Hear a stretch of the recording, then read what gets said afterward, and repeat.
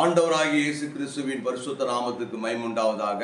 கிறிஸ்துவுக்குள் வாழ்கிற அன்பு சகோதர சகோதரிகள் மற்றும் என்னோடு கூட உடன் பிறந்த சகோதரர்கள் சகோதரிகள் அனைவருக்கும் ஆண்டவராகிய இயேசு கிறிஸ்துவின் நாமத்தினால இந்த கால வேளையில் உங்களை வாழ்த்துகிறேன், வரவேற்கிறேன்.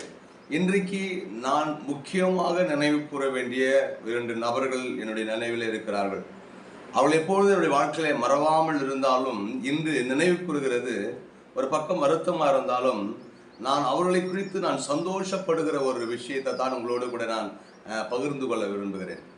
இன்றைக்கு நான் ஆண்டவராகிய இயேசு கிறிஸ்துவை, இந்த உலக இரட்சகரை, உண்மையுள்ள தெய்வத்தை நான் அறிந்து கொள்வதற்கு அது முக்கியமான காரணம் யார் என்று சொன்னால் என்னுடைய பெற்றோர்கள்.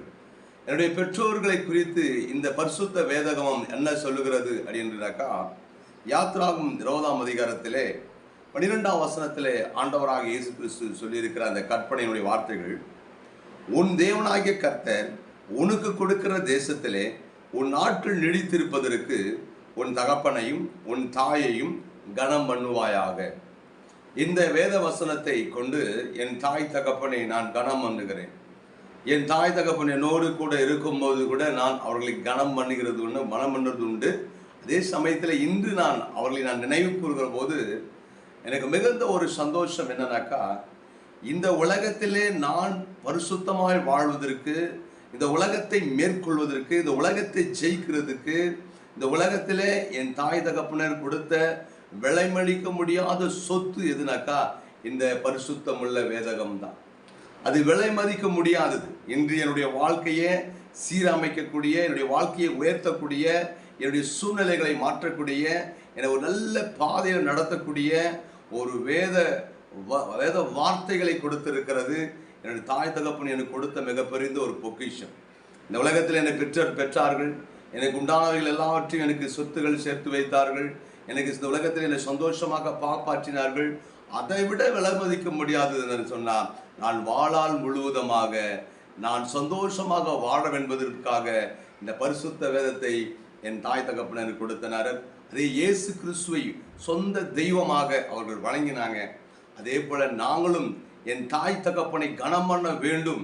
அதை விட முக்கியமானது, எனக்காக தன்னை ஜீவ வழியாக ஒப்பு கொடுத்த இயேசுவை எனக்கு காண்பித்து கொடுத்தது தான்.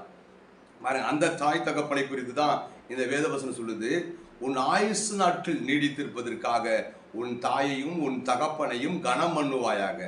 இன்றைய நாளிலே தாய் தகப்பனை குறித்து நினைத்து கொண்டிருக்கிற, நினைவு கூறிக்கொண்டிருக்கிற அனைத்து சகோதரர்களுக்கும் ஆண்டவராகிய இயேசு கிறிஸ்து நாமத்தில் சொல்கிறது ஒன்றே ஒன்றுதான், உன் தாய் தகப்பனர் நலமாக, அதாவது கனம் பண்ணுனா நம்முடைய ஆயுஷ் நாட்கள் பெருக பண்ணுமா.